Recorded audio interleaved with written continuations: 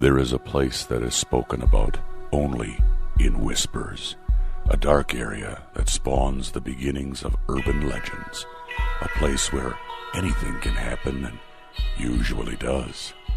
During the light of day, it hides just outside of view, but when the sun goes down, spirits, creatures of the night, roam free, and things do go bump in the night. It is in every state and every country, and there is no escaping it, no matter how safe you feel behind your locked doors and latched windows. So we invite you to turn down the lights and turn up your radio while we join Dave Schrader and Tim Dennis, your hosts, on a journey into the darkness on the edge of town. Hello and welcome. You're tuned in to the best in paranormal talk radio. This is Beyond the Darkness. I'm your host, Dave Schrader, along with me over at the Supernatural News Desk, Supernatural News correspondent Tim Dennis. Hello, Tim. Hello. Strange week filled with all kinds of craziness? Oh, yeah, there's that. Yeah. Good. Yeah. All right, Tim, where are we going to begin this week in the world of strange and supernatural news? Well, before we begin, Dave, just real quick, I want to mention we lost a local wrestling legend this week.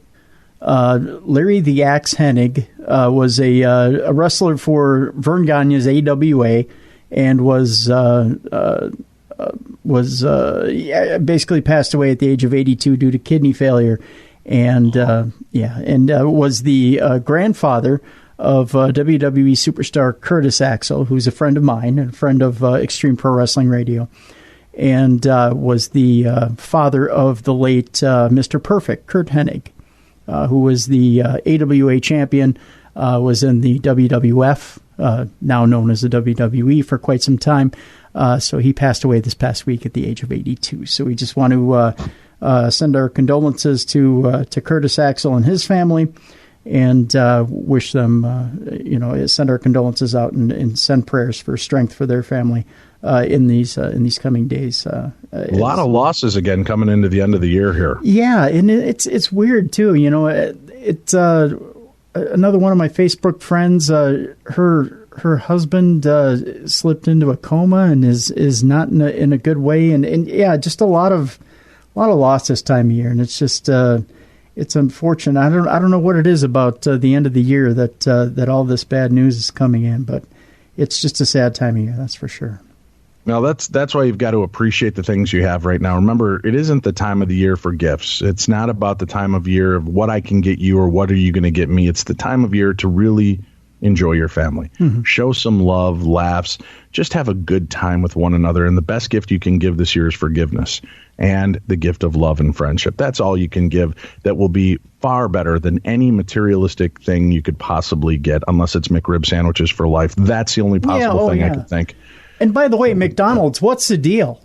Right. I went through the McDrive-through. Listen to me. Right, I went through the drive-through last week, and it's gone already. I know.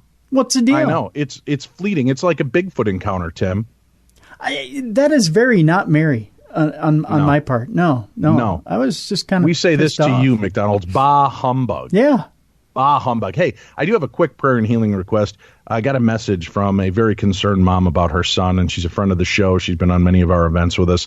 Dave, could you please put out a prayer request for my son Xander? He is having intractable, unrelenting headaches that the doctor cannot get under control. This has been going on for years, but suddenly they're about 100% worse. He hasn't left my dark bedroom in a week, and even in the dark, he wears sunglasses. He's seeing neurologists and is on so many meds right now trying to break the cycle, but nothing is working. They're scheduling a brain MRI soon, and I'm super worried about him. You know I never do this, but my kid has me scared. Please keep us in your thoughts and prayers, Patty Dement. So please keep Xander and Patty Dement and his whole family in your thoughts and prayers, and guide his doctors to give them the right answers to help this young man. Yeah. All right, Timothy, let's get started. What have you got for me? Well, it says late Mayhem vocalist Per Dead Olin's skull fragment and Euronymous letter up for sale. You too can own some dark metal history, Dave. I know you're huge into dark metal history. Oh, I love me some dark metal. I know you like to sit around the house in your smoking jacket and your pipe and listen to the fine little accoutrements of dark metal. I'm totally making that up. Santa Claus is coming to town. I don't know if you have the different dark metal Christmas albums that are out there, my friend, but they are fine listening at their best. I say that with tongue in cheek, firmly in cheek, of course. I am Santa Claus. Dun, dun, dun, dun, dun. Yeah, I love all of it, Tim. Love me some dark metal. It's too bad. I know it's not dark metal, but it's too bad that Lemmy and Motorhead never did get together and make a Christmas album. Well, or did they, Tim? Or did they? Maybe it's going to come out in for the 5th anniversary of his passing. It'll be the ultimate gift to the fans. We never did ask Phil Campbell on the ship if they made a Motorhead Christmas album, but I digress. Yeah. Have a very Motorhead Christmas. Oh, that would have been awesome. Yep. Yeah, falling somewhere between Halloween and Christmas comes the gift that, comes off pretty morbid, according to Metal Sucks Serial Killers, Inc., a true crime collectibles and memorabilia company, but you didn't know they were out there. They are selling a 2-page type letter from Mayhem founder Euronymous to rock manager and label rep Tomas Vamosi. That includes a fragment of late singer. Not Tomas. Yeah, Tomas Vamosi. Ask for him by name, by the way, if you're needing a rock manager, Dave. I know you're working on that new album. The rage metal hits of Don Johnson. Yes. Yeah. So, if you ever do get that out there, heartbeat. It's got to be angrier, my friend. For a heartbeat. It's got to come straight from underneath the taint, the furry side. Oh, it does. Yeah, I think you could hear it from the furry side. You got to, from there. That includes a fragment of late singer Pear Dead Olin's skull. Yeah, that's right. You heard me. They're selling off a fragment of Pear Dead Olin's skull. Olin had committed suicide while his bandmate Euronymous took photos of the corpse and collected pieces of the skull before calling in the death to the local authorities. You know what they say, a friend in need is a friend indeed. Wow. Yeah. One photo Tim, fair warning. Yeah. God forbid anything happens to either one of us tragically. Yeah. I do not give you permission to gather up my bits and pieces. No. What if it meant setting up your family for life? My drippings and my scrapings just need to all go together. Okay. Tim. All right. Yeah. Are you saying you want me to sell off parts of you after your downfall? Is it going to set up my family for life, I guess, is what I'm wondering. I'm not sure about that, Tim. Well, if you might set me up for life. Well, that's not what it's for, Dave. Suddenly it's all about your family. I'm the one picking up the drippings and scrapings. Shouldn't it be about what I need? Don't you want to do something selfless once in your life? Just, set up my family for life. Seems like that would be setting up a really bad precedent this far along. So you're saying if you're getting bloody, you're getting the profit, is what you're saying. Well, I think I'll give them a percentage. A percentage, you say. Uh-huh. What's the percentage? Yeah, that's right. No, I'm saying what's the percentage? Uh-huh. You are correct, every bit of it. I see. I see how this is going. Olin had committed... Well, just shows you don't do yourself in, Tim, because nothing good will come of it, and I'll just sell your bits and pieces for pure profit and cut all your family out, Tim. Okay. All right. Mm-hmm. I think I know how that's going then. Mm-hmm. Olin had committed suicide while his bandmate Euronymous took photos of the corpse and collected pieces of the skull. Oh, God. Yeah. Before calling in the death to the local authorities, one photo later graced the cover of the Dawn of the Blackhearts bootleg live album. Be sure to look for it on the internet. Mm-hmm. Yeah. I don't think you should. Truthfully, don't do it. Don't look it up on the internet. Vamosi was the manager of the group Tormentor and also worked with Death Like Silence, Euronymous' record label. In the letter, which is reported to have been written 5 days after Olin's death, Euronymous reached out to Vamosi about the Swiss band Samael. I believe I've got that right. I don't know. I'm not a huge fan, but professes his love for Tormentor over the other act. Aside from other music business, Euronymous closes the letter in a matter-of-fact fashion, stating, "Okay, that should be it. I'm enclosing a little piece from Dead's cranium in case you'd like to have it. Hear from you soon." It's the most wonderful time of the year. There had been rumors for years of Euronymous collecting the fragments and sending them to other musicians. back in 2012, Marduk's Morgan Evil Steinmeier Hawkinson told this... Doesn't really roll off the tongue, does it? No, it's not a great name. Told the writer of this article that not only does he possess a piece of dead skull, but also has lead fragments from the shot. Man. Yeah, as well as a piece of the singer's brain matter. So he's got the whole set. He's got the trifecta. Yeah, he's collected it all. I'm sure he's numbered it as well, and got it authenticated by a house. I got it way back right after he died, but in those days, Mayhem, were living in a house and didn't have the best financial aspects, so they didn't even have a telephone. So I remember I was celebrating New Year's Eve in 1991 with Dead back home in Sweden. Then he got back. He wrote one letter to me. Then someone told me he killed himself, he stated. Morgan continued. So I wrote a letter to Mayhem, and then I got the reply back from the guitar player, Euronymous. Well, he just shot himself, and here's a piece of his skull. It was a shotgun, you know. So he sent me 2 pieces of his head, or of the lead, rather, and a piece of the wet brain. I've still got it. Oh, my God. I keep it well protected. Ugh. As for the... only the best will do. Use Ziploc.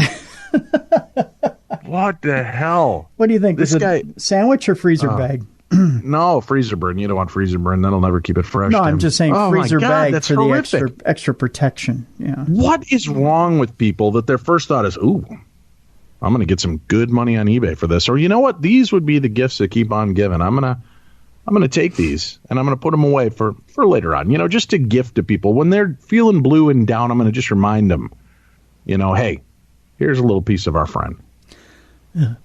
As for the Euronymous letter to Vamosi with the skull fragment, the item is currently going for $3,500, and those interested, well, there's a link to it, but I'm not going to give it to you. I'll just tell you that much. Shame on ye. No, shame on ye all. I will ask you this much. There is, the root word of the slang of fan is fanatic. Yes. So I would throw this question your way, Dave. Let's say, and I know you're a huge fan of Bruce Springsteen. Let's say I am. Let's say Santa Claus is coming to town. Yeah. Let's say the boss offed himself.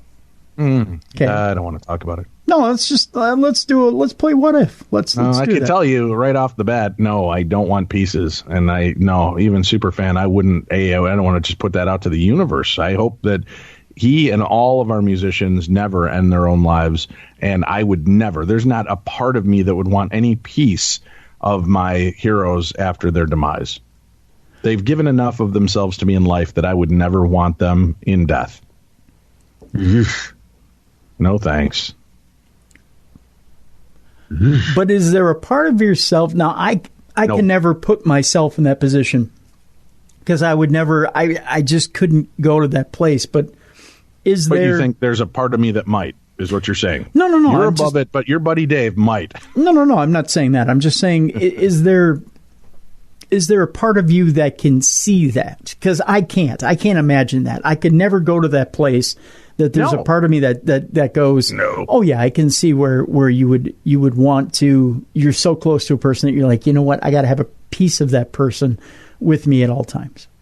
No. I mean, well, here, when my mom passed and she was cremated, I have a necklace with some of her remains in it, the ashes. Mm-hmm. So I guess in a sense that does happen. But no, like if they came out and said, oh, Bruce passed of natural causes and we've cremated him and we're selling necklaces with his bits and pieces in it, I still don't think I could do that. I just feel weird. Okay. I couldn't. I just couldn't. Yeah. Even when we did the tour of Paisley Park, they have that little Paisley Park shaped urn. That felt weird to me. Yeah. I couldn't. I don't know. I couldn't. I wouldn't. Like I said, I feel that they've given us enough in life that I wouldn't need any other part of them. Maybe like his denim jacket from the Born in the USA times, or a headband, or like the leather jacket from the Born to Run album. Sure, that'd be stuff I'd like. His guitar, but I don't need a piece. Yeah, that goes a little far. It just goes a little far. Okay. All right. So from morbid to weird, let's just go from one to the other. Last Christmas, I gave you his heart. The very next day, you sold it away. Is that how it'll be? I think it is, yeah. Way to bring up George Michael and that deal. And throw in the heart, which is the most diseased part of George Michael. It was, I don't know that to be true.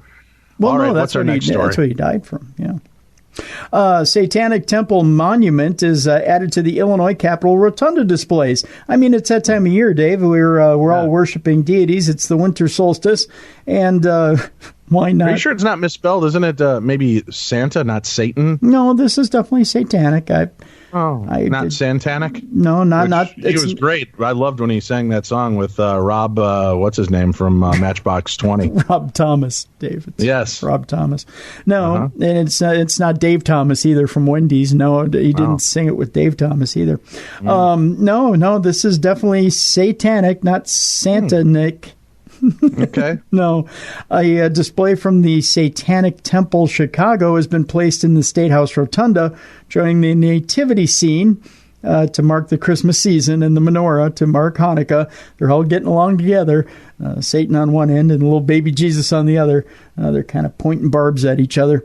According to the Satanic Group's application to the Secretary of State's office to allow the display, the sculpture is called "Knowledge is the Greatest Gift," and it depicts the forearm of a young woman extended with a snake coiled around the arm and the hand holding an apple. I don't know why I find this funny. I just do.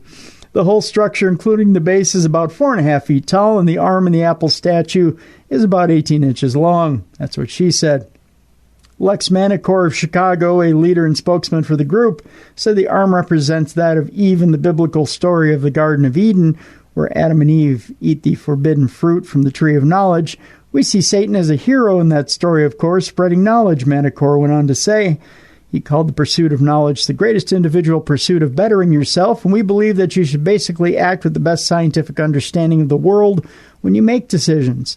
He also said the 150-member group centered in Chicago with members in places including nearby states, Springfield and Peoria, doesn't believe in anything supernatural.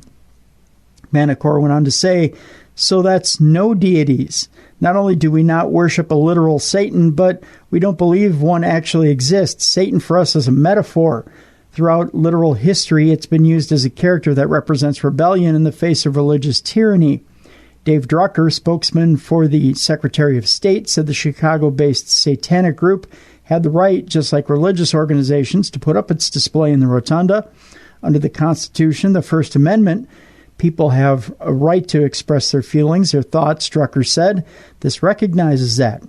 The state cannot legally censor the content of displays as long as they are not paid for by taxpayer dollars, because the Capitol Rotunda considered a public place, or is considered a public place, rather. A large sign near the displays explains the Supreme Court ruling regarding displays. According to the group's application, it is a non-theistic organization, the mission of which is to encourage benevolence and empathy among all people, reject tyrannical authority, advocate practical common sense and justice, and be directed by the human conscience to undertake noble pursuits guided by the individual will. A website for the Satanic Temple says of the group's mission that politically aware, civil-minded Satanists and allies in the Satanic Temple have publicly opposed the Westboro Baptist Church, advocated on behalf of children in public school to abolish corporal punishment, applied for equal representation where religious monuments are placed on public property, provided religious exemption and legal protection against laws that unscientifically restrict women's reproductive autonomy, and applied to hold clubs alongside religious after-school clubs in schools besieged by organizations. Westboro is a small Kansas church whose members took to the streets to advocate against gay people and other groups. According to the Associated Press, Westboro's founder, Fred Phelps, who died in 2014, led church members to thank God for roadside explosive devices and prayed for thousands more casualties. calling the deaths of military personnel killed in the Middle East, a divine punishment for a nation it believed was doomed by tolerance for gay people. A December 3rd story on Vice News characterized the Satanic Temple in Salem, Massachusetts, as not a group of devil worshippers, but liberal political activists who oppose the increasing influence of the religious right in American politics. Lucian Graves, a co-founder of the group based in Salem, said in that Vice report that we are on the front lines in the war against encroaching theocracy. The Salem group this summer held a First Amendment rally outside the Arkansas State House, where a Ten Commandments monument had been erected. The Salem group brought a statue of Baphomet, a winged man with the head of a goat. The logo of the Chicago group on the base of the armed statue at the Illinois State House includes a depiction of Baphomet within a 5-pointed star. Manacor of the Chicago-based organization that has been an official chapter of the national group for nearly a year agreed that the display in the Illinois State House can be provocative. He said, "I think that all art is about provocation. It's about inspiring thought and emotion. Certainly we can't control whether someone finds something offensive or not."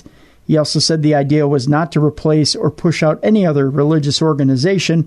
We believe in religious plurality, and we just want equal representation. It's our constitutional right to do so, so we're just executing that right. Also displayed in the Illinois State House Rotunda, as it has been for several years, is a statement from the Madison, Wisconsin-based Freedom from Religion Foundation. The statement marks the winter solstice. The sign asks that reason prevail, and also it states in part that religion is but myth and superstition that hardens hearts and enslaves minds. Back in 2008, a Springfield resident at the time also got permission to install an aluminum Festivus pole in the rotunda. You heard that right. That was partly for fun and partly to send a message that the State House wasn't the place for religious displays. Festivus, an alternative to the commercialism of Christmas, became famous in a 1997 episode of the TV comedy Seinfeld. No Festivus pole has been in the rotunda in recent years. What a weird world we live in. It's just Illinois, Dave. It's yeah. Well, that's still part of our world, though, Tim. If you look at the map, there it is. Well, I know that, Dave. I am familiar with maps. I've looked at a few in my day. Have you? Yeah, although I let GPS take over every once in a while. Yeah. Mm-hmm. Yep. Well, that's nice of you. All right. Where are we off to next in the world of supernatural news? Well, we go to Hollywood, Dave, where Patrick Wilson... Yes? Yeah. That was very Carol Channing of you. Where Patrick... I was going more for Axel Merman. Well, there was that too, yeah. Well done. Where Patrick Wilson is teasing that The Conjuring 3 will be very different from the previous films. Really? Well, not that the two had set up any formula, I don't think. Do you think? Well, sure. I mean, one was kind of about ghosts and a haunted family. The second one was kind of about a haunted family and ghosts. So there's kind of a precedent that has been set. I guess, yeah. Not only will they be appearing in Annabelle 3, but Patrick Wilson's Ed Warren and Vera Farmiga's Lorraine Warren will also be back proper in The Conjuring 3, which Michael Chavez, the Curse of, that was his movie, The Curse of La Llorona, is set to direct. While the first two films centered on Ed and Lorraine investigating paranormal events at family homes, the third may be quite different. Earlier this year, insiders gave us a very small taste of possible story details, and from what we're hearing, The Conjuring 3 will be about a man on trial for murder who claims he was possessed by a demon. This hasn't yet been officially confirmed, but in a new chat with Digital Spy, Patrick Wilson does indeed tease that this Conjuring will be a fresh experience. He's quoted as saying, "We just finished Annabelle 3, which is cool. It's nice to dip our toes into that franchise a little bit." He told that to the Bloody Disgusting site, first speaking about next year's Annabelle sequel. He also added, Conjuring 3 will be a bit different than anything we've seen, which is fun. First up, Annabelle 3 is set to arrive in theaters on July 3rd, 2019. I'll ask you this, Dave. Are you looking forward to Annabelle 3? I did like Annabelle Creation better than the first Annabelle movie. So maybe it just took that first movie to kind of get the idea. Second movie was really trying to get the formula right. I'd be interested to see where they go with the next movie. Yeah. Well, especially with the Patrick Wilson and Vera Farmiga, and it I think could be much, much better. Netflix has now snatched up the film rights to the creepy real life tale of the Watcher. We had told you a little bit about it a week or two ago. The whole story of this Watcher, I believe it's in New Jersey, that has been sitting and watching this family that bought this house. And has been writing them letters about things that have been going on in their home, essentially trying to force them out of their home. Not even really force them, but just trying to scare them and let them know that they're being watched and that, are your children really safe? If they go downstairs and hear something, they could be far enough away in the basement that you couldn't hear them cry for help. So it's not straight up threats, but it's these kind of idle, chilling messages they're just taunting. And back in 2015, you may recall that creep who called himself the Watcher forced the family to move out of their house in the wake of increasingly disturbing behavior towards them. It didn't take long for big names in Hollywood to compete for the film rights for that story. Deadline's reporting that Netflix has secured those rights. Henry Joost and Ariel Schulman of Paranormal Activity 3 are attached to direct the film. The site adds that Netflix will pay 7 figures for a rights package that includes an article by Reeves Weideman, published on New York Magazine's website, The Cut, and the rights of the beleaguered homeowners who lived the nightmare for 4 years. Eric Newman of Narcos and Brian Unkeles of I, Tonya are set to produce the movie. So that there is pretty interesting that they're doing it just off an article and off the rights of the family. To go ahead and produce the... I smelled something like this from the get-go, and I wondered if it was going to turn into some kind of movie or series. Yeah, the fact that it's... the way it came out, you're right. I think definitely that something was going to be made of it. Just the way that it kind of... The article kind of sat out there, and I don't want to say it was... I don't know. What's the word I'm looking for? It just kind of sat out there with few details and it was. I hope they film it at the house. How cool would that be to actually film it on site? And see if this Watcher actually screws with the filming. Ooh, I like that. We could do a found footage film of that then. Yeah. And the cast and crew vanish. That'd be kind of interesting. Hey, you guys can write Dave and Tim, and we'll help you write the script. And we'll only ask for 4 figures. Yeah, and then when one of the people gets killed, we'll sell off their brain matter. No, we won't. Oh my what? God, you got to monetize your Dave. Monetize. Horrible human being. All right, where are we up to next? Well, a NASA scientist says that Earth may have been visited by aliens, Dave. NASA was set up in part to find traces of extraterrestrial life in the universe, and while the government space agency has yet to find any definitive evidence that extraterrestrials exist, the NASA scientist believes we may have already been visited by them here on Earth. In a new research paper, Silvano P. Colombano, why not just shorten it to I love him Columbia? with you, too. He was very good. Who, in addition to being a computer scientist at NASA's Ames Research Center, is also a professor, theorizes that intelligent life may not be what we are used to and may not necessarily use the traditional building blocks of that humanity is accustomed to, such as carbon. I simply want to point out the fact that intelligence we may find and that might choose to find us, if it hasn't already, may not be at all produced by carbon-based organisms like us, Colombano wrote in the paper. So if extraterrestrials are not carbon-based, what does that do to our assumptions about what to look for? Well, a lot, Colombano noted. Our typical lifespans would no longer be a limitation, although even these could be dealt with multi-generational missions or suspended animation, and the size of the Explorer may be that of an extremely tiny superintelligent entity, kind of like Ant-Man, Dave. Colombano added in the paper. He didn't add that it'd be like Ant-Man. I threw that piece in there myself. Really? It flowed so naturally. Yeah. Yes. Columbano also suggests that extraterrestrials may have figured out technology that humans cannot comprehend yet, making tasks such as interstellar travel possible.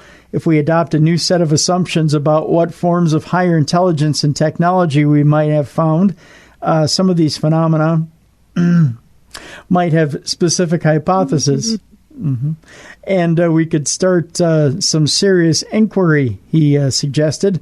Still, the scientist concedes that interstellar travel could be an unbreakable barrier over spans of thousands of years, though he added that interstellar journey could be possible depending on what we assume about various forms of life, considering further that technological development in our civilization started only about 10,000 years ago and has seen the rise of scientific methodologies only in the past 500 years, we can surmise that we might have a real problem in predicting technological evolution even for the next 1,000 years, let alone 6 million times that amount, he explained. Columbano, who holds a doctorate in biophysical sciences, according to his LinkedIn page, also said that not every UFO sighting can be explained or denied, and asked people to look through the very large amount of noise, that's the quote, when it comes to reporting on the subject. Yeah. No, we'll have to keep an eye on that and see if he changes his damn mind. So it's tiny and it's not carbon-based. Yeah. This sounds like a game of charades. Right. Yeah. I think well, I don't know. I don't think these guys know. I think they're really just trying to keep themselves in the news, to be honest with you. That may be. And shaking the UFO cage is the way to do it. Alien cage. There you go. That could be. All right. This one has to do with close encounters of a Chinese kind. An alleged alien skull is being displayed in Beijing. The UFO enthusiast, God. Yeah. Somebody's selling off chunks of it on eBay? Yes, although you can get it for cheap, and it actually ships to you in about 8 to 10 weeks through a Chinese postal service.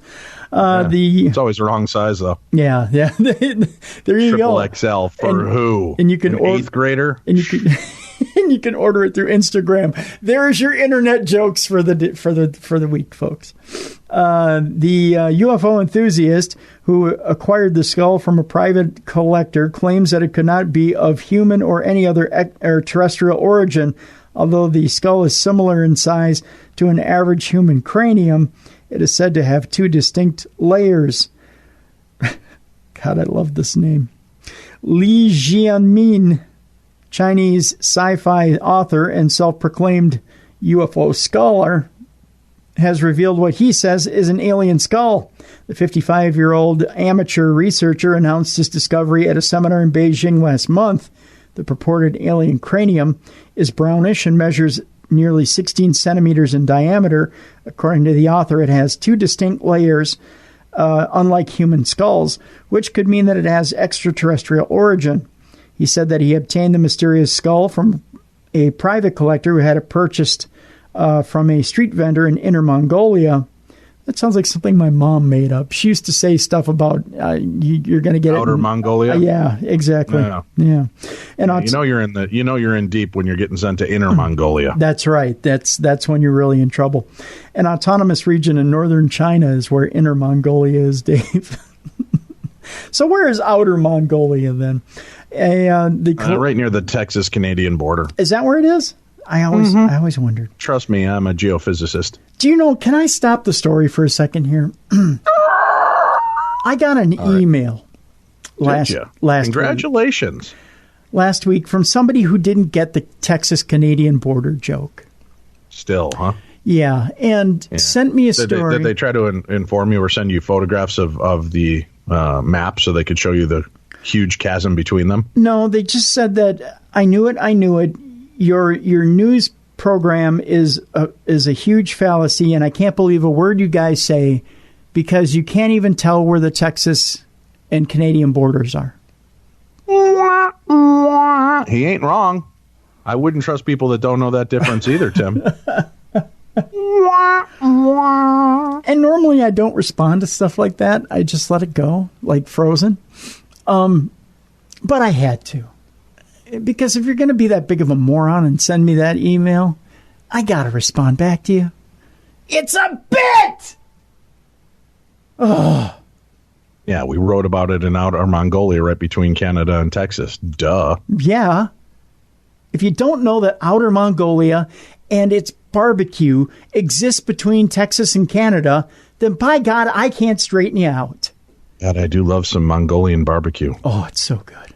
And it's so good because it's right near the Texas border, and they know barbecue in Texas, Tim. That's right. And if I can't teach you your frickin' geology... Dear Dave, you are again incorrect in your assumption that Outer Mongolia is wedged between Canada and Texas. Everyone knows it is somewhere near the Australia and China borders. And you know what I love about a good Outer Mongolian barbecue sandwich? What? When you throw some slaw on that bitch. Just saying. Right on top of it. Throw some coleslaw on that bitch. Just saying. Good cooking, Aunt B. Good cooking. That is good cooking. Now, here's the deal, folks. Uh-huh. Get yourself one of them Outer Mongolian barbecue sandwiches. Right. That's what you got. You know, I get emails from people, too, Tim, that say, why do you continually try to give Tim's phone number? Obviously, he doesn't want you to. Mm-hmm. And it's rude, and you could be putting him in danger by giving his home address. That's right. I don't know, after 13 years of trying it, you'd think I'd have given up by now if I was legitimately trying to do it. Yeah. Well, I stop you. I'm good. There's not many. You're right. I mean, you know, 314 Heritage. Hey. What? Hey. What? Hey. I'm just saying, Enough. if I wanted to say the full thing, you know, 314 Heritage Trail. What? What? Don't tell people my address. Well, I'm not. I'm trying to tell them what I wouldn't say. Oh. Yeah, people don't get the bits sometimes, but that's all right. Okay. We enjoy it. That's right. We enjoy it. We're good with it, yeah. I get people to tell me to stop singing too, Tim. So obviously they can't be trusted. When they can't enjoy the golden pipes of Darkness Dave, there's a problem. Don't they know? I know it ain't me. I know it ain't me. That's all I got to say. You're tuning up for your dark metal Don Johnson Christmas album? That's right. That's right. Anyways, back to the story. I just had to stop there for a minute and just tell people about that delicious Outer Mongolian barbecue sandwich with slaw on the top. Available at your Texas Canadian barbecue sandwich border stores everywhere. I don't know. The collector was flipping through my novel when he discovered that the skull looked very much like the one in an illustration. Lee went on to explain. He's Jet Li Cousins, by the way. Cousins. I can't even talk anymore. He produced a 103-page study over the following 4 months to confirm the origins of the find. The author said that he conducted Raman spectroscopy. I have a feeling this is all BS from here on out, Dave. Have you ever had ramen noodle spectroscopy before, Dave? Oh, no, but I think if you eat enough ramen, you definitely need a spectrostomy to clean yourself out. You definitely do. It's a technique analyzing molecular vibrations and used an atomic force microscope to compare his find with other alleged alien skulls discovered elsewhere. However... So you say. I know. So you say. So I say. However effective, these methods fail to provide cast iron evidence that the skull came to our planet from outer space, something that a tried and tested DNA analysis could do. Lee said he has yet to conduct DNA tests due to their exorbitant costs. In his words, such an analysis could have a price tag of around 100,000 RMB. I've gotten my motorcycle up to about 110,000 RMB. Just saying. Have you? Yeah. Or over 14,000. That's my favorite kind of music, RMB. RMB. Oh, I love me some RMB. Especially when you're getting smooth in the bedroom. Got your Adam and Eve products out. Just saying. Yeah. That could be over 14,000. Alone or not. Yeah, alone or not. I'm telling you. Yeah, you're ready. I've been known to get smooth with myself every once in a while. Over $14,000, Dave. That price tag is on that alien skull. Yeah, love the one you want. Love the one you're with. That's right. Do. If I had some alien skull, I'd never leave the bedroom. Pardon me? I don't know. Jian Min. This is a family show. I know, Come on. I know. Jian Min has met plenty of criticism on Chinese social media, and haven't we all? But he insists that the skull is real. He says, I welcome questions and skepticism, but if you decide to challenge me, off with your head. No, I'm kidding. He said, just be sure to bring along evidence. So there you go. Gotcha. Yeah. Where am I going to get said evidence? I don't know. Corner alien skull shop. Oh. Yeah. They have them. Is that a thing? Yeah. If you just, there's a few opening up here in Minnesota. No. So. Gotcha. Yeah. All right. A cigar-shaped UFO has been filmed near Fort Worth, Texas. somebody brought out a huge butane lighter, said, "Light them up, baby." It's because it's a cigar. Footage was or has emerged of a mysterious white object that hovered silently in the sky over Keller for 20 minutes. According to reports, the object was seen by multiple witnesses on November 18th of this year. "It was the oddest thing I've ever seen," said one witness. "I watched it for about 20 minutes. It didn't move. I don't think I've ever seen anything in the sky stay that still before, not even for a few seconds, let alone 20 minutes. While some internet users have suggested that the object could have been a blimp, that's not very nice. I mean, it has feelings. You probably just could say it's big boned." UFO researcher Jane Kyle was unable to find any record of a scheduled blimp appearance over the area that day. As things stand, a definitive explanation for the sighting continues to remain elusive. UFO footage has a video attached to it as well. And that video is quite comprehensive. It's 20 minutes of a cigar-shaped thing standing there. It's pretty intriguing, Dave. Just intriguing. Yeah. And finally, a recording reveals details of UFO sighting where 300 children saw an alien craft landing. It's one of the most mysterious and widely witnessed UFO sightings of all time, when 300 Australian children, I believe you might be able to do the voice, and teachers all saw a strange saucer-shaped object landing near them. Now a new Crikey, have a look at it. She's a beaut. Kind of like that.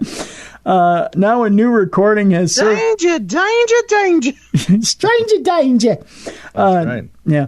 Now a new recording has surfaced more than 50 years on seemingly from one of the teachers who witnessed the strange silent object in Westall, Australia in 1966. Teacher Andrew Greenwood says in the recording that he initially refused to come out of his classroom when a girl rushed in saying there was a UFO outside. But when he came out, he says he saw an object shaped like a plate with a bulge in the middle. I have to... This is me holding back from saying anything bad here. And watched it play cat and mouse with planes. Other witnesses who have held reunions in the 50 years since the incidents have described a similar strange object. Skeptics have suggested that the object was a weather balloon. The new recording was published by a UFO site and is believed to be an interview between Greenwood and American physicist Dr. James E. McDonald.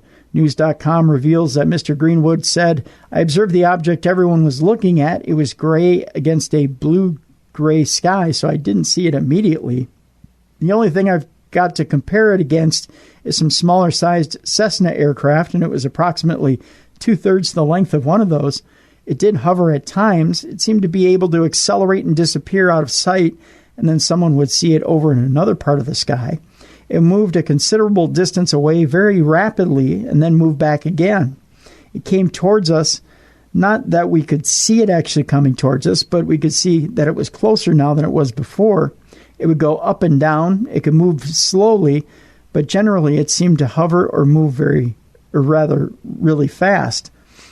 Greenwood describes how the object seemed to play cat and mouse with an aircraft, saying it moved over to another part of the sky very rapidly.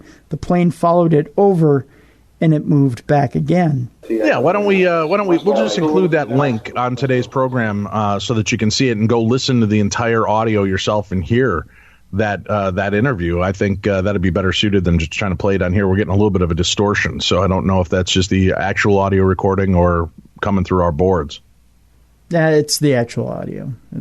Yeah. Well, we'll include it in there for you so that you can check it out and see the entire segment that they have available. How long is it? Oh, 26 minutes, Dave. Yeah, 26 minutes. Yeah. So we'll include that, not in today's episode, but we'll include the link on today's episode so you can find that and make that available to yourself. Is that it for Supernatural News, Tim? Yeah, that's it. All right, we will take a break. When we come back, it's Parashare.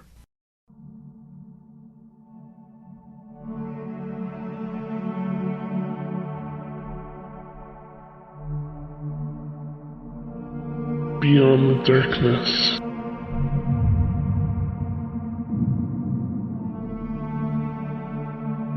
All right, welcome back to the show. This is Beyond the Darkness, your home for the best in paranormal talk radio. every Saturday and Sunday, and we want to hear from you. I know there's a lot of reluctant people out there, Tim. Picking up the phone can be scary, making that phone call to 651-300-4977 and leaving a voicemail about your paranormal experiences. But we want to hear from you. Listen, you got a lot of time coming off now.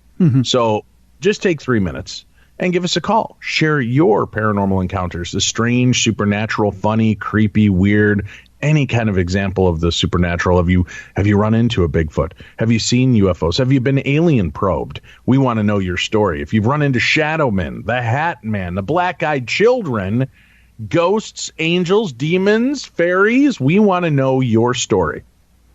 Give us a call, 651-300-4977. And for those of you still too afraid to make that phone call, email your stories to me at dave@darknessradio.com. That's dave@darknessradio.com. Tomorrow's show is stranger than fiction. Bill Bean will be with us, Tim. He's an exorcist. He is a delivery minister. He is an investigator, researcher, and author, and a real-life experiencer of some of the most malevolent and dark hauntings, and he's out there helping people. He's been a big friend of the show for a long time. Oh, yes. Yep. Plus, we have a brand new Theater of the Mind, and this is a new twist. I've not heard this story before. Very cool. You'll have to check it out. It involves a celebrity ghost, Tim. Celebrity ghost, you say? A celebrity ghost, yes. So make sure you check that out tomorrow on Beyond the Darkness. But first, let's get to some emails. I've got 3 that I want to feature. 3 different people, but 2 of them write a regular email. The other person has written us a whole bunch of stories. So we're going to move through all those today. How about that, Tim? Sounds good. Hi, Dave. I see you're going to have Justin Bamforth on Midnight in the Desert. I did. He was great. Had a good time. Freaky story, Tim. Weird segment that we played over the weekend. He talked about this really bizarre case and actually played the audio for us. And it's freaky. It's bizarre. If you go check out my YouTube page, I've actually got that whole 25-minute segment up. But it is a weird story. Anyway, this email goes on to say, you may read this on air if you'd like to, or only in parts, or not at all. It'll be fine with me. This account is of me seeing my own doppelganger.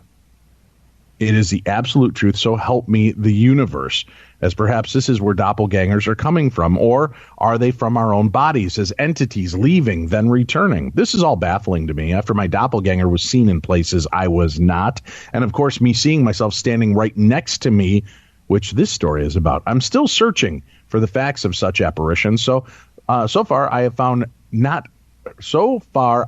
not found out just exactly what is the real truth surrounding doppelgangers. Seems like everyone has a different meaning and or explanation. In short form, I will tell you how this happened to me. I was getting ready for work on a split shift, 12 p.m. to 8 p.m., looking in my dresser mirror in my bedroom, adjusting final touches, when I saw 2 of me, side by side, looking back.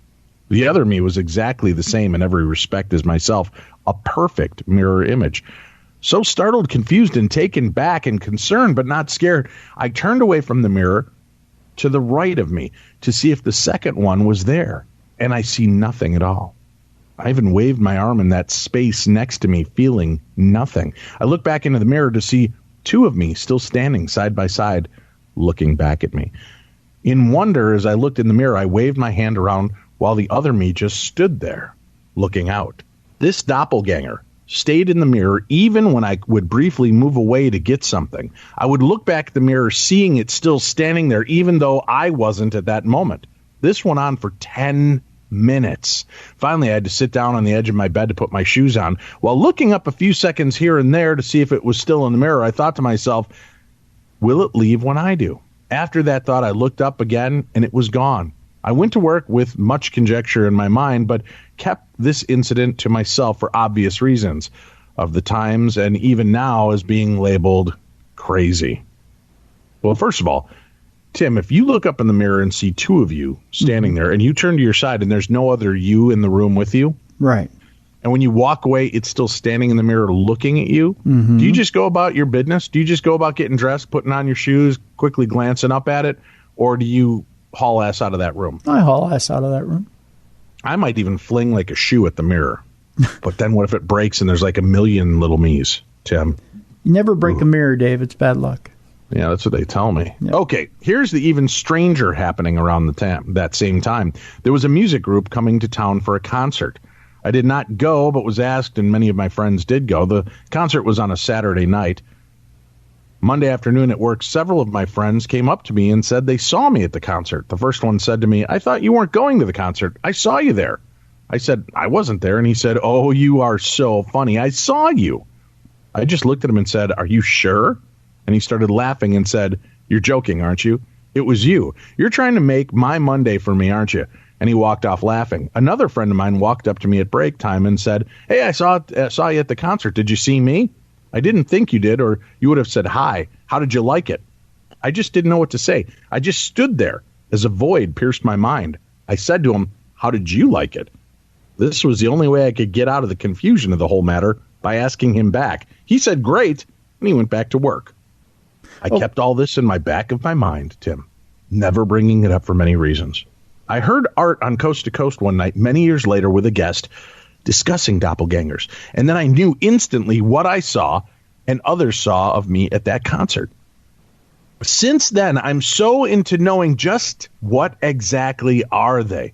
Where do they come from?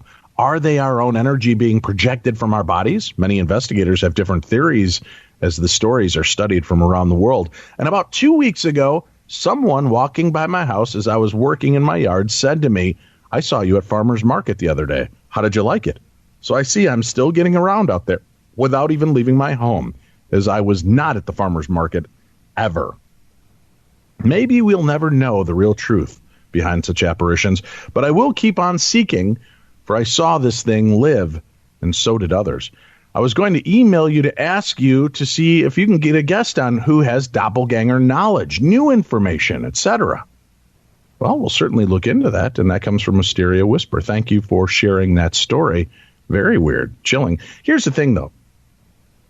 You know, I don't know what you look like, Wisteria, and it could be that you kind of have a look. Because you could go out in Minnesota at any given time at any big concert and probably think you see me there. There are a lot of bald, heavy-set guys with my kind of glasses. And people are constantly mistaking me for, Rick from Pawn Stars, Jason from Ghost Hunters, Jason Momoa from Aquaman. I mean, it's a constant problem for me, Tim, always being recognized as someone else. Mm-hmm. The other thing, too, and I heard this theory recently, that when you look at exactly how many 6 degrees of separation there are when it comes to DNA, and everybody being, this is going to sound really gross, everybody being interrelated with everybody at some juncture, and exactly how many tiny little splits in DNA there actually are between us. It doesn't surprise me that everybody has somebody out there that looks like somebody else. So to say that, oh, you know what, I thought I saw you somewhere, that you may have a doppelganger running around somewhere, it doesn't surprise me. So, right. Matt Ryan from the TV show Constantine and Legends of Tomorrow. Mm-hmm. I was, I'm name dropping, I was hanging out with him last weekend at Wizard World, Tim. He's a good friend of mine. We just met. We're best friends now. I see, yeah. And while we were doing our talk, we were talking about the paranormal. And he said he didn't think he's ever really had that, but he did have this one experience where he and his buddy were out driving around, and they saw him out walking his dog. And he turned and looked out the window as this guy turned and looked at him, and they both exchanged this, "What the" look. And he said he knew he was looking into his own face. So, and that was before he was big and famous. He also goes on to tell a great story about how, he's filming Constantine and doing this, and they put him up in a hotel, and there's a murder that takes place. Somebody kicks in the door and starts shooting in the room near him. And he said, here's big bad Constantine huddled under those sheets in his underwear crying. So he was a great guy. Very funny. Very funny. Easy to see why we've become best friends, Tim. Yeah, it is. He called you since then? We're going to see each other again in New Orleans, Tim. I'm going to be at Wizard World New Orleans coming up on, I think it's January 4th, 5th, and 6th. And Matt Ryan and I will be, we'll be hanging out backstage and maybe playing cards together, talking about girls, doing each other's hair. I don't know, Tim. You never know. We're crazy. We're zany. We're like the new Laverne and Shirley for the 21st century. I see. Yeah, but has he called or texted you since the He's very busy. He's filming TV shows and cartoon movies, Tim, and I see. He doesn't. He's not the kind that wants to seem needy and call me right away. Oh yeah, I see. That's what it was. Yeah. I'm no, that's not him texting. No. Somebody else. Yeah, I just saw my ding go off at that time, but it wasn't. Is that what it was? It's time to pick up my erectile dysfunction pills. That's what my my alert was. Not Matt, but he's probably busy. I'm sure he's busy, but maybe he was bothered because Barry Williams and I hung out. Greg Brady. We also connected. Tim, there was a spark, a connection there. Is he? Has he gotten back to you? Yeah, actually, he has. We've spoken by the book of face, Tim.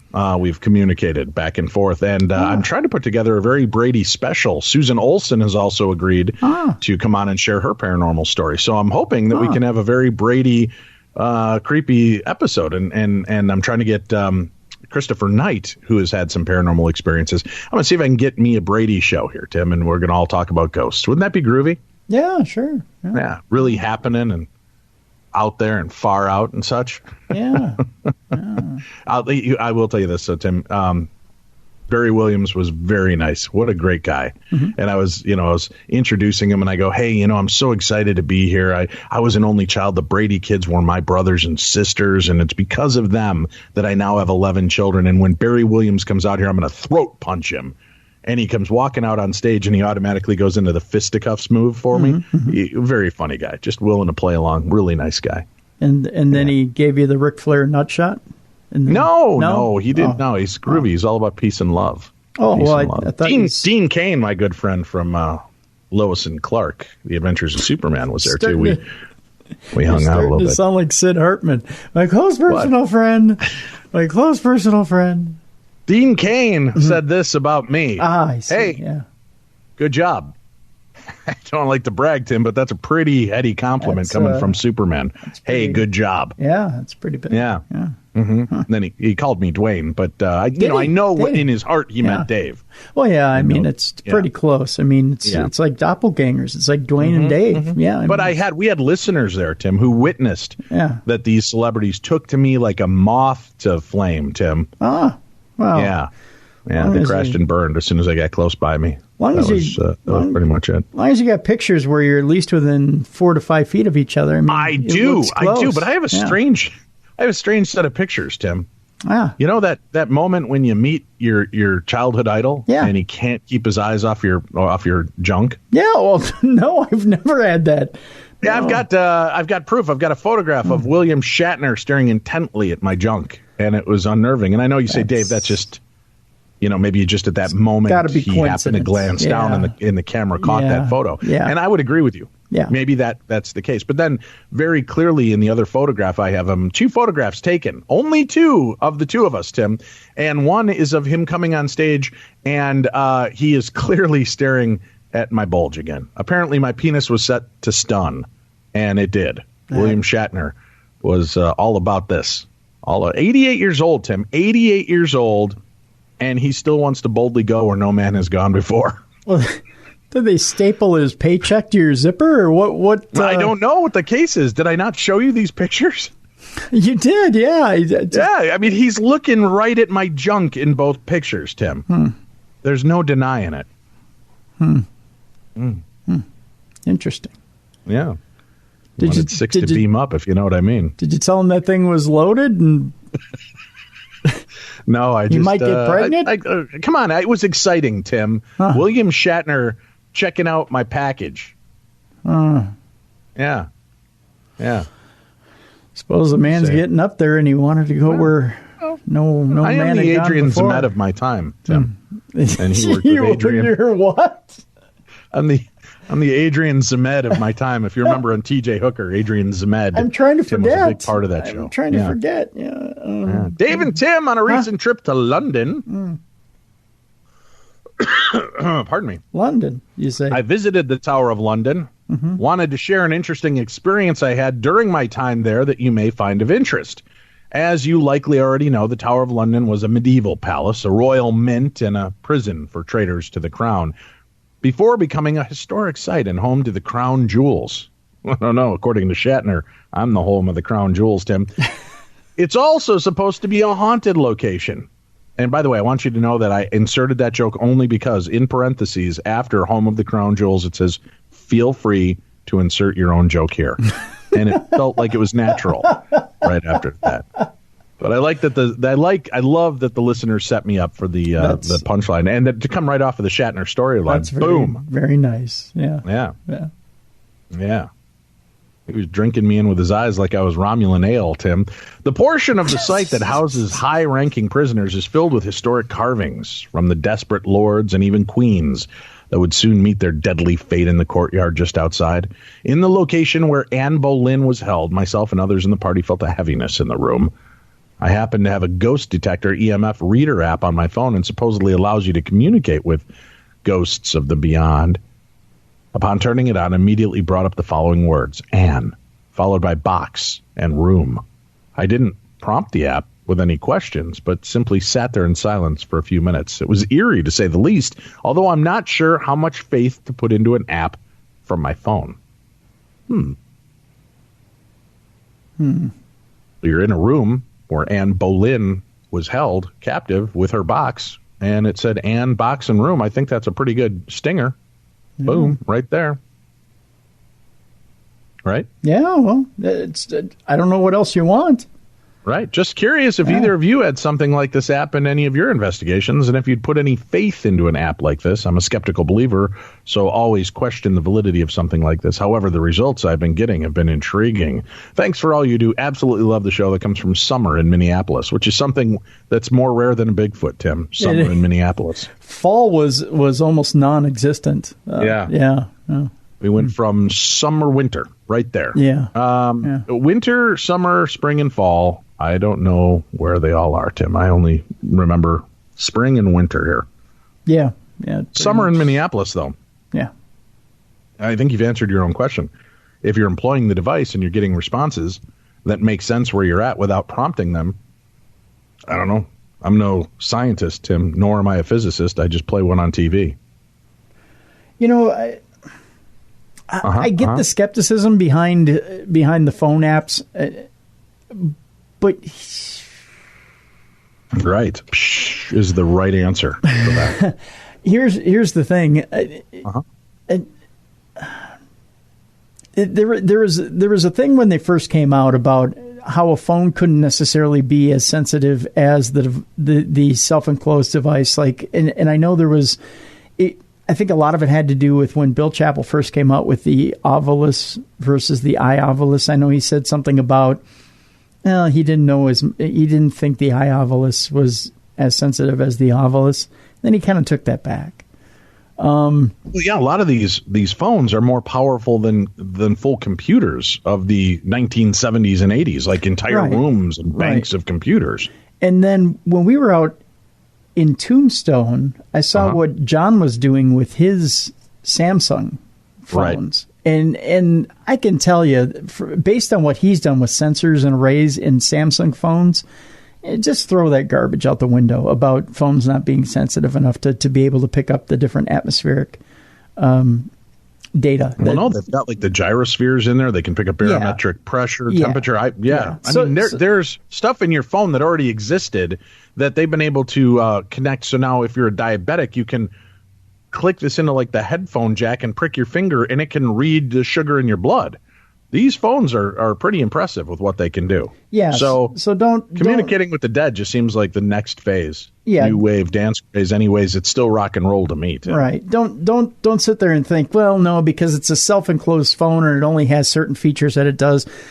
I don't think that it works any better or not better, that it's not as good as this self-enclosed device, this ghost hunting tool that I think I'm using. Keep in mind, you're using, with a K2, you're using a low-line voltage meter as a ghost hunting device. You're using it for something that it's not meant to be used for.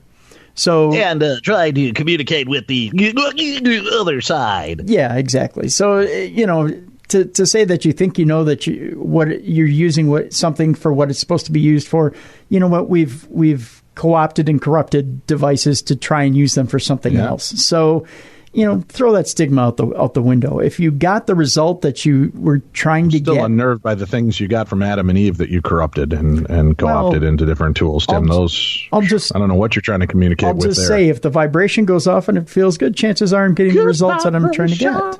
You know what I'm saying? So I do. If you got the result that you were trying to get, then congratulations, you got what you were looking for. I think that's pretty cool. Yeah. Very cool. Hey, Pluto TV is also pretty cool, and it's the leading free streaming television service. You can watch over 100 TV channels and thousands of movies on demand, all for free, Tim. No credit card needed. No sign up. Pluto TV is easy and completely legal way to watch your favorite TV shows and hit movies. What are you waiting for? Never pay for TV again. Download Pluto TV for free on all of your favorite devices today. That's right, all of them, Tim. Your phone, Roku, Amazon Fire, Apple TV, smart TVs, PlayStations, and anywhere else you stream. Download it now. Pluto TV. All right, Tim, our final 2 emails come to us from Jamie. And I guess Jamie had a lot to share. Jay, I guess, is the name here. From England, Tim. Are you ready? We're going to class this joint up with some English literature now. All right. Hey, if somebody lives in England and writes it, it would be literature from England, correct? Oh, yeah, I guess so, yeah. Hello, Dave and Tim. First off, I just want to thank you fellas for the awesome work you do. The work you put into everything you do is amazing, and I hope you continue to build success with every present and future project. I've been wanting to write this email for quite a while now, but as you know, life gets in the way of things. As I sit at my desk and my wife and daughter are away for the weekend, I figured, what better time to revisit some of my past paranormal experiences than now? You like that? Am I classing it up with the accent, Tim? It sounds like Commander McBride to me, but sure. And then the first major experience I can remember was when I was about 12 years old. Just after my granddad had died. Myself and my dad were by his bedside as he passed. Just 6 weeks after being diagnosed with lung cancer. His decline was quick, and I could never quite work out if it was a blessing or not that he was able to retain his mental capacity right up to the day or two before his end. Anyway, a couple of days after his passing, myself and my cousin from the other side of my family went to a spiritualist church where they were giving free readings. Now, I know all about how some of these guys work, and our visit to this place is not the story. I will say the guy doing the reading was incredible, giving both of us some pretty strong signals that our respective loved lost ones were doing okay, which, whether this reading was genuine or not, did offer some comfort to both of us. The real part of this first story came just a couple of nights later. I was still struggling to deal with my grief at a time and had gone to bed feeling pretty low. What happened to me that night was, of course, a dream visitation. It was quite weird, really. I was at my dad's house. Though my dad was nowhere to be seen, I was talking to Granddad on the phone, but I knew he had died. It was a fairly lucid dream, really. I was able to consciously think up my questions, though we generally enjoyed a fairly laid-back conversation, as we always had done while he was with us. The validation I needed that this was real, however, came right after, near the end, quite out of nowhere. My granddad said, "I'm going to have to let you go now. Your mom needs you." And with that, our conversation ended. I did get a chance to say goodbye to him on the phone before we hung up. Immediately, I awoke to the sound of my home phone ringing. It was about 8 a.m., so I wasn't initially too worried. When I answered, it was, you guessed it, my mom, who was in the middle of a pretty bad diabetic hypo and needed me down there pronto to help her out. I didn't have time to think, just quickly shoved my clothes on and ran down to her house. Luckily, she only lived at the bottom of the street. It was only later, once I had her on the mend again, that I recounted my dream to her and realized that the last statement from Granddad before our goodbyes was all the proof that I ever needed to know that he was okay and no longer in pain. For the next story, fast forward to the 31st of December, 2015. In the early hours, my wife received a phone call from her mom to say that her stepdad, who had also recently been diagnosed with cancer, had taken a turn for the worse, and the family were holding vigil. They lived about 350 miles away, so my wife got up, booked flights for herself and our then 4-month-old daughter, and packed to head down south. I had worked that day, but after my shift, I spoke to my bosses, who were kind enough to give me a few days off to head down south, too, and support my family. Finishing work, I then made the long drive down south, finally arriving at 11:50 p.m., just 10 minutes before the new year. Priorities, I threw my bag down, ran into the kitchen for a drink, and sat down to see in the new year before finally getting the rundown on what was happening. We went to visit him over the next couple of days before my compassionate leave ran out, and I reluctantly headed home to return to work. A couple of days later, my wife called to say that he had passed. Now, it should be noted at this point that while I always respected this man and did enjoy most of our conversations, we were prone to arguing a little. There were times when he would be flabbergasted at my love for technology, and he really wasn't keen on the area where myself and my wife now lived. So that had become an issue at times, too. It wasn't too bad, but there were occasions when we didn't get along, and my use of gadgets in the house a constant source of his frustration. When I finished my day job that day, I returned home and sat down to my computer to begin writing some articles for my freelance journalism job. Turning on the light in the computer room, I noticed it was flickering. Not too much, but enough to get irritating. My computer then wouldn't turn on. And arguably, worst of all, my e-cigarette and spare battery all decided to, pardon the pun, give up the ghost as well. Nothing was working right. Now, eventually, I made all the connections, of course, but at the time, experiencing this one thing after another over the course of only a few minutes was incredibly frustrating. Once I sat back and breathed a bit slower, I remembered just how annoyed he would get whenever I would look at my smartwatch or do anything on my laptop, and I began to smile. I looked up at the flickering light and said, "Oh, come on, you miserable old fart. Just because you didn't like this stuff in life doesn't mean you can stop me using it now that you're dead. Pack it in." Guys, I kid you not. Another couple of quick flickers of the light, and everything settled down. My e-cig was working fine. My computer booted up the first time, and the lights did not flicker even once more after that. And while that sums up the day my stepfather-in-law passed away, I do have something else relating to him. My daughter knew him as Grumps, for fairly obvious reasons. One evening, while she was having a bath, she pointed to the door onto the landing where she shouted, "Grumps!" We looked and, of course, could see no one there. A little while later, I was playing with some colorful letters with her and teaching her her ABCs and so on. At one point, when we got to the letter U, she held it up and looked at it in the direction of the fireplace. She smiled, turned to me, and just said, "Ooh," which frankly creeped the shit out of me. Very cool, though. A couple of weeks later, I was on doing work on my computer again with my wife and daughter in the front room. I suddenly noticed my daughter was laughing her head off, but my wife was silent. This being quite strange, usually the pair of them don't stop laughing all day, which is awesome. I decided to go through. In the middle of the floor was my remote control car my wife had bought me the previous Christmas. I asked what was up, to which my wife replied, "I've just been sitting here watching that damn car move about, all on its own."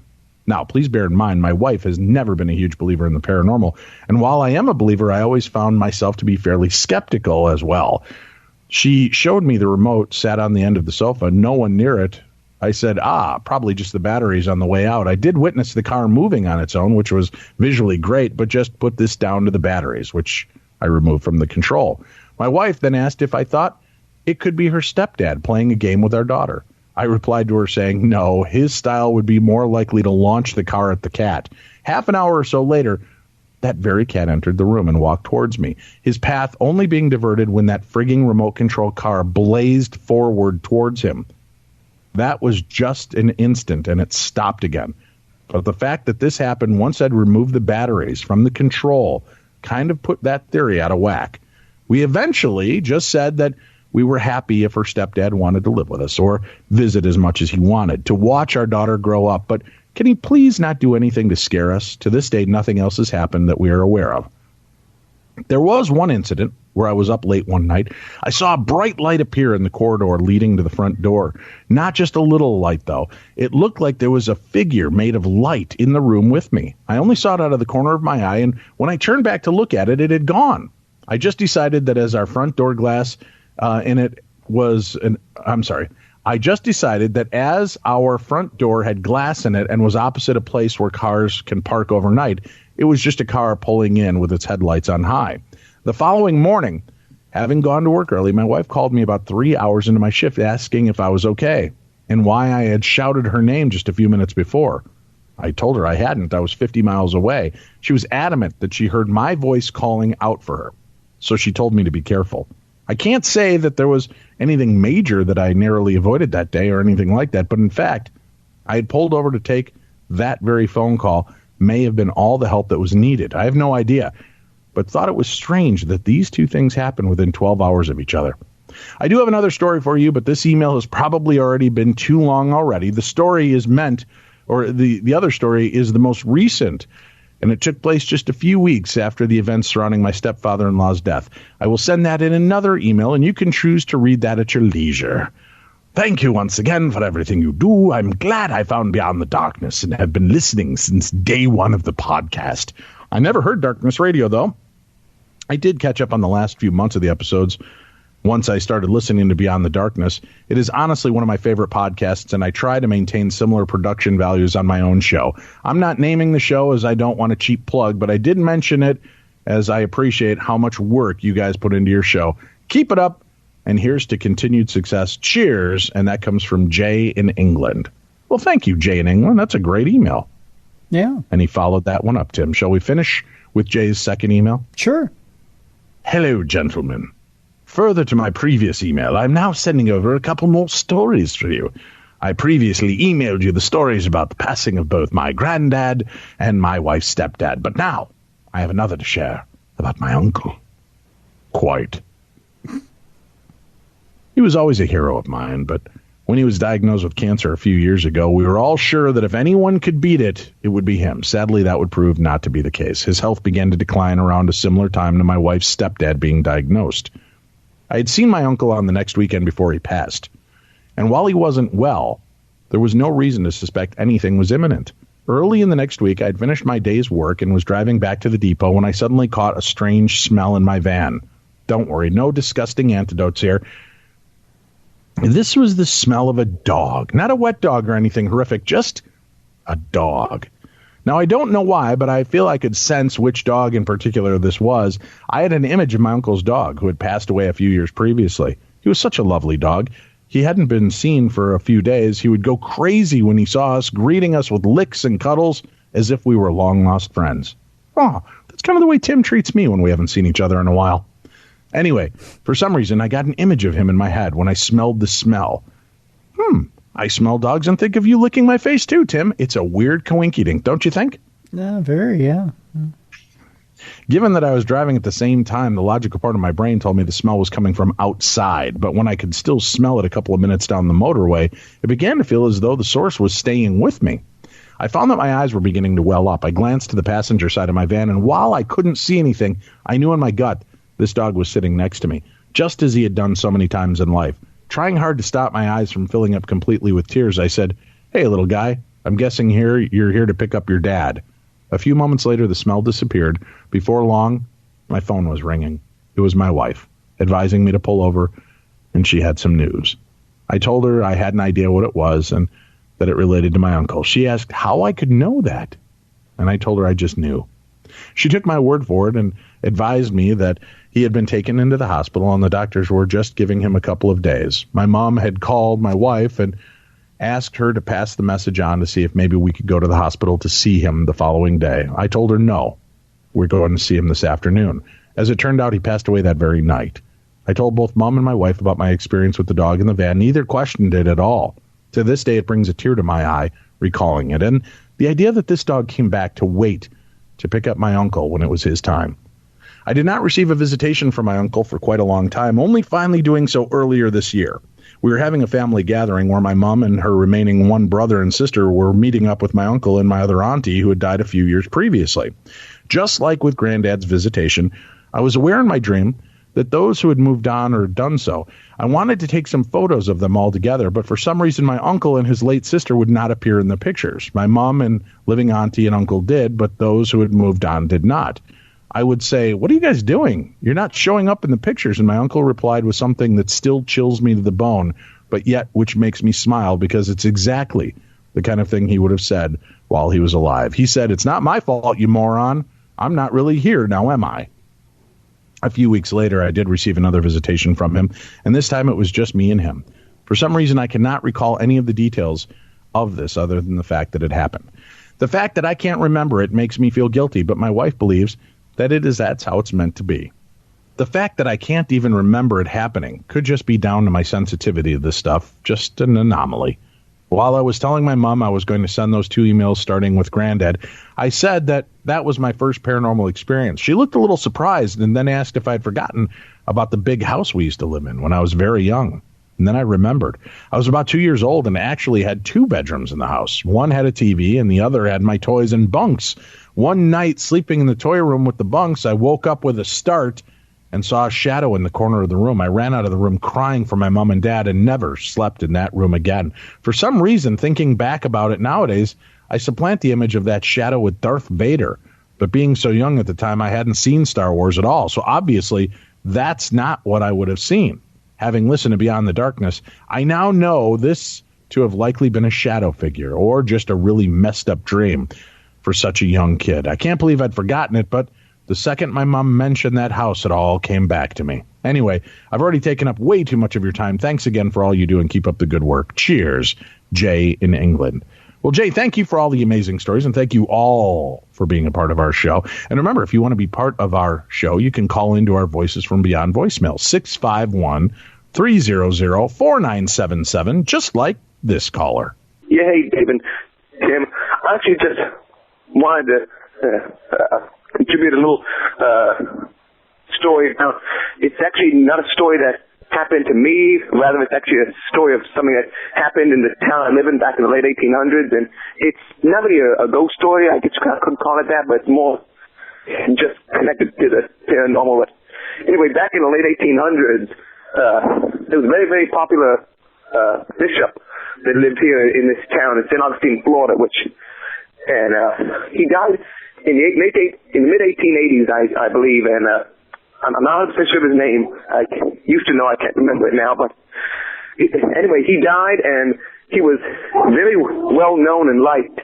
So they didn't want to bury him right then and there, because they wanted to give people who liked him, friends, people who liked him, to come and pay respect to him. So back then, they didn't have embalming techniques or the cryo or anything that they use to keep people, or embalming fluid or anything like that to preserve bodies now that they have now. So they're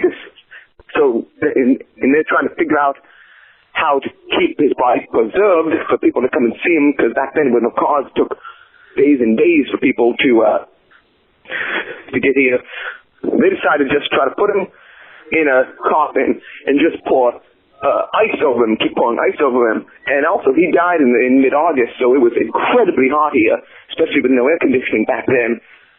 So they kept trying to preserve his body with ice, kept him on ice, I guess you'd say, for a little over a week, and then finally had his funeral in the cathedral here about a week and a half after he actually died. And they had a special glass coffin made for him. And about a week and a half after he died, they had a big service held for him. He was in the cathedral in the big room with his coffin in the middle. And as all the people are in there paying their respects to him and whatnot, his body exploded, and the coffin, which was thankfully open, it wasn't shut, and thus sending glass particles everywhere in people's faces. But anyway, his body actually exploded in little bits, sprayed all over the people inside.